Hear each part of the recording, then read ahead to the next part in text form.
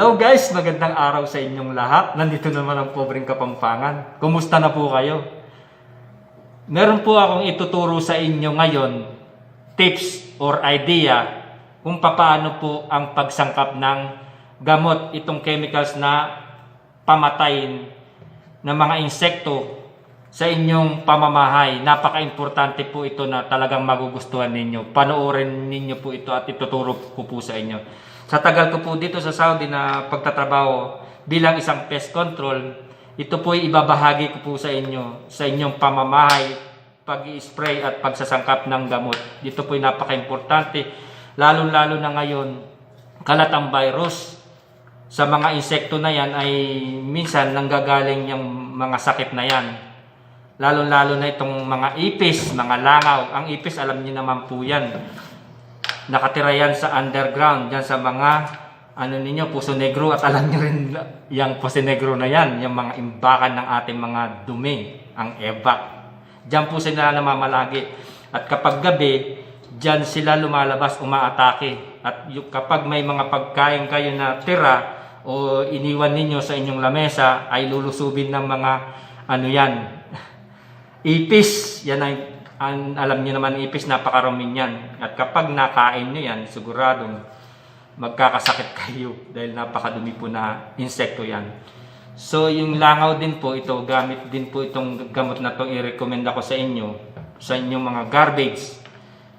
At itong icon na itong sinasabi kong chemical ay ginagamit din sa mga lamok. Alam niyo naman ang lamok, may mga dengue na dala.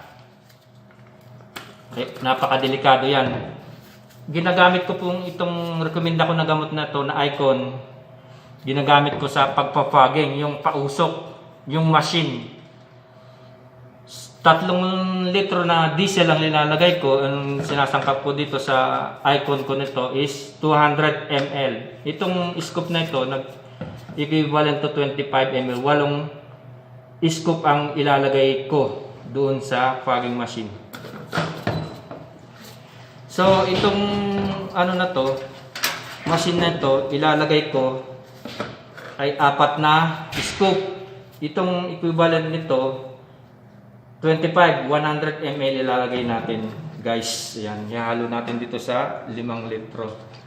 1, 2, 3, 4. So 5 litro na tubig yan, 4 na scoop, 100 ml. Ganyan po ang pagsasangkap ng icon na gamot. Yung chemicals, ito'y lason, napakadelikado. Kaya kapag gagamit kayo at mag-i-spray, kailangan may mga safety equipment kayo. May bonnet kayo, may salamin, may gloves, at saka yung damit ninyo. May safety shoes din ako.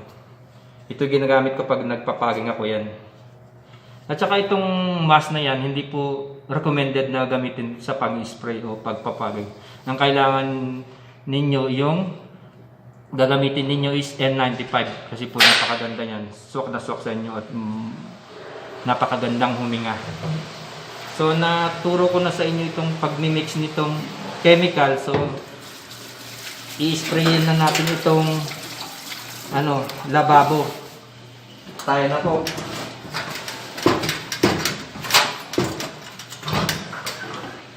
Ayan.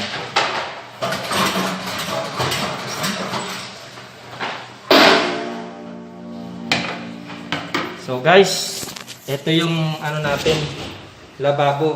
Kailangan pag mag-i-spray tayo diyan sa hole, sa butas, huwag nating i-sprayan itong handle ng ating mga gripo dahil hinahawakan natin yan. Lahat dyan lang sa mga butas. Ayan. At dito sa mga ilalim ng inyong holding. Ayan. Makikita ninyo.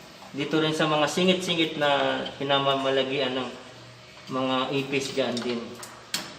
Dyan sa mga butas. Ayan guys.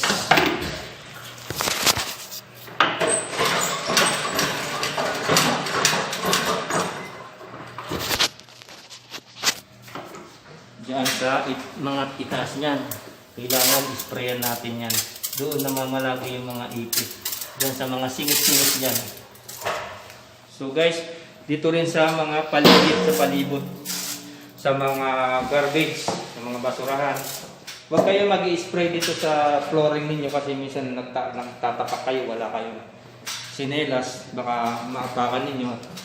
Kapag matutulog kayo, mahalo sa kumot ninyo, at may kamot ninyo yung mukha ninyo sa katawan ninyo, makati po yan, makati.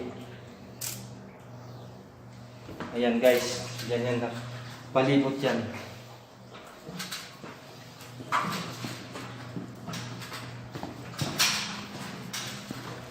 Ayan guys, naturo ko na yung technique kung paano yung pagsangkap at pag-spray dito sa ating pamamahay, lalong-lalo na itong banyo at kusina. Halimbawa na lang po yan. Hindi po ito kusina, banyo po yan. Inahalimbawa ko lang na meron kayong lababo. Wala namang pinagkaiba sa kusina yan kasi may mga lababo kayo. Kaya dinemonstrate ko lang yung basic para alam nyo rin po yung pag-spray. At yung gamot na gagamitin ninyo, yung Icon, number 1 po yan, na chemical, international po yan. Mabibili natin yan sa agricultura, sa mga pesticide, yung mga nagtitinda ng mga gamot sa pamatay ng mga insekto. Yung agricultura, yung nag-spray sa mga palay, sa mangga, sa mga gulayan. Magtanong po kayo. At saka itong gamot na yan, yung Icon, dapat magtatanong kayo kung indoors o outdoors. Dalawa pong klase yan. Yung indoors, sa loob lang po yan, walang amoy. Yung outdoors, napakabaho po niyan. Kaya kapag magsasangkap kayo at bibili kayo ng gamot, kailangan tanungin nyo rin kung ano yung gamot na ibibigay sa inyo. Kung mag-spray kayo dito sa banyo at saka sa kusina, is indoors ang gagamitin niyo. Kapag meron naman kayo mag-spray kayo sa labas, outdoors ang ano niyo, mga langgam. Dito namamalagi yung mga ipis, of course. Indoors din ang gagamitin niyo. Meron din naman yung isang sangkapan, indoors, outdoors, pwede rin siya dahil yung pipiliin nyo, yung walang amoy. So guys, ayan, itinuro ko po sa inyo lahat ng mga tactic o idea o tips na nalalaman ko, na ginagawa ko sa araw-araw na pag i-spray ko dito sa aming kumpanya. Kaya ibinahagi ko rin po sa inyo para magka-idea din po kayo dahil alam naman ninyo na talagang napaka-importante po yan, lalo-lalo sa ating pamamahay. Ang mga ipis, dumadami po yan.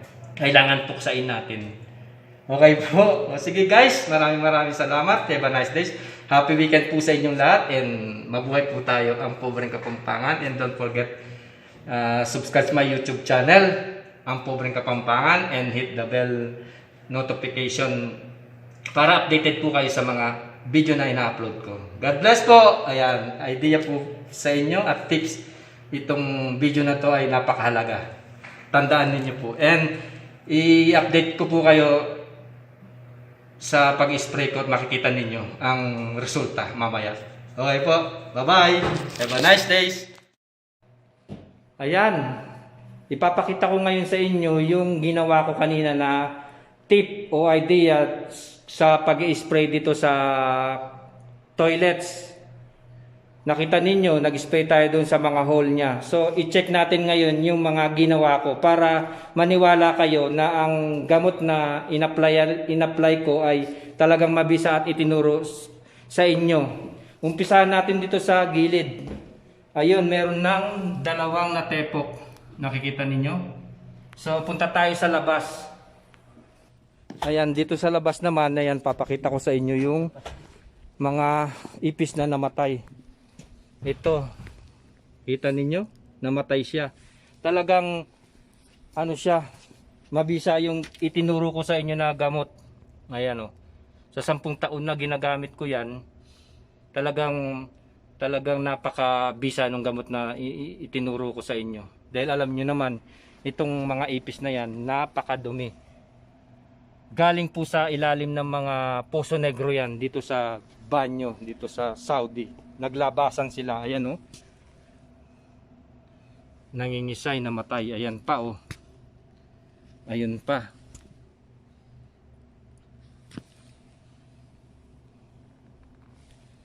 Ayun. Napakadami nila. Ayan, oh. Ayan, oh. Ayun, nahakot na siya ng mga langgam. Ayan pa yung maliliit. Ultimo maliliit, mamamatay. Dito pa sa side, oh. Ayan pa, oh. Lumabas pa yan, mamamatay na yan mamaya. Ayun, oh. Ito. Kita ninyo?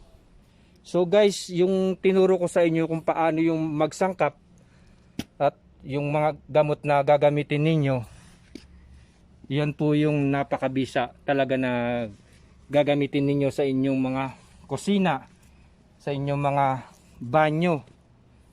Sana meron kayong natutunan ngayon sa video ko, i-apply ninyo sa inyong kusina, sa inyong banyo, para itong mga peste na yan na mga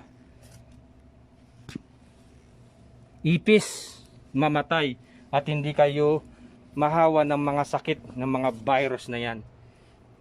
Dahil alam naman natin nakalat ang virus ngayon at mga ipis na yan pupunta sa inyong mga pagkain at hindi kayo nag-spray, talagang ang mga kinakain ninyo, lalo na kapag gabi yan, umaatake sila.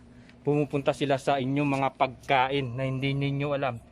Kaya kapag kakain kayo, lagi ninyong ilalagay sa safety ang inyong pagkain. Pagkatapos ninyong kumain, ilagay ninyo sa rep at sa locker, yung malamig ang temperature, para maiwasan ang sakit at hindi mapanis ang inyong pagkain.